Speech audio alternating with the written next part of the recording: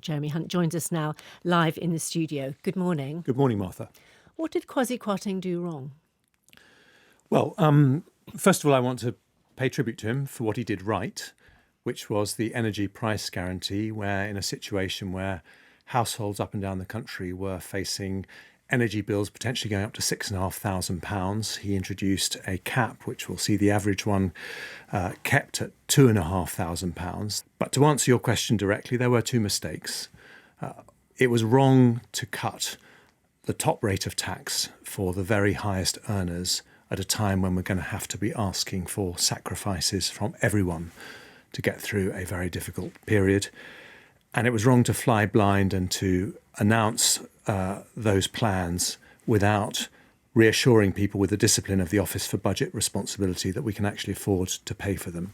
So are you able to do, in effect, what you want to do in the job? Have you been given a clean slate? Can you change elements of the mini-budget if you want to? Yes, and the fundamental thing the Prime Minister wants me to do and I need to do is to be completely honest with the country that we have some very difficult decisions ahead, difficult decisions on spending, which is not going to rise as much as people hope. And I'm going to be asking all government departments to find additional efficiency savings. That's going One person's efficiency savings is another person's cuts. Yes, and I, having run one of the biggest spending government departments, know exactly how difficult that is. So will there be cuts in health spending then?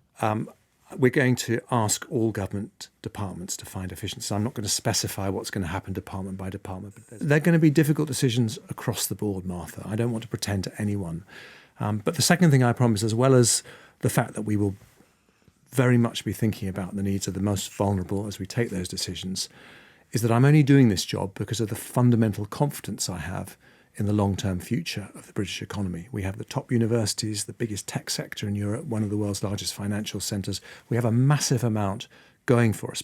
But the reason that we remain the world's fifth or sixth largest economy, despite the doom and gloom that many people have had for this country for many years, is because at key moments in our history, we've been prepared to take difficult, tough decisions. And I'm afraid this is one of those moments. Will there be a difficult, tough decision be taken over the defence budget?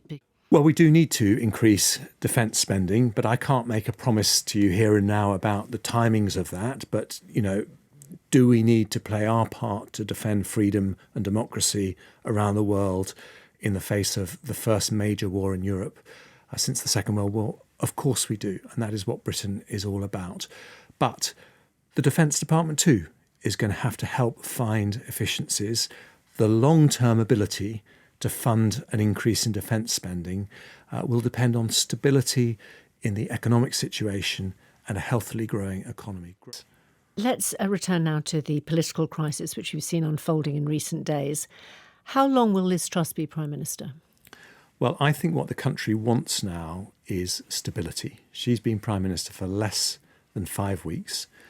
And, I would just say this, that I think she will be judged at an election. Lots of my colleagues are worrying about a general election. Well, Labour's calling for an election now, and they say the only way they're going to get stability is by having a new government. Well, when we are judged at a general election, we'll be judged by what we deliver over the next 18 months, by far more than what's happened over the last 18 months. You will know, because you'll be talking to your colleagues, how incredibly divided your party is. One senior figure said to me that the party has pretty well become ungovernable because there are such deep divides. I don't want to pretend it's not been a very, very difficult few weeks. But what I would say is that I think Conservatives are united in Parliament around the most important issues. Number one, that we have to get growth. Not around who should be Prime Minister. Well, let me finish. Number one, how we get growth.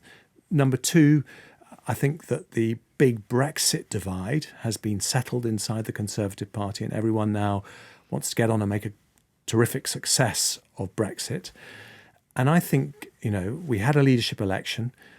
Some people, including me, didn't vote for the Prime Minister, but we recognise she won it fair and square. And given that we agree with what she's trying to do... A lot has happened since then, and she sacked her Chancellor for doing precisely what she wanted him to do. How come she's still there when he's had to go? Well, she has listened. And I think you want a Prime Minister who's prepared to listen in these situations.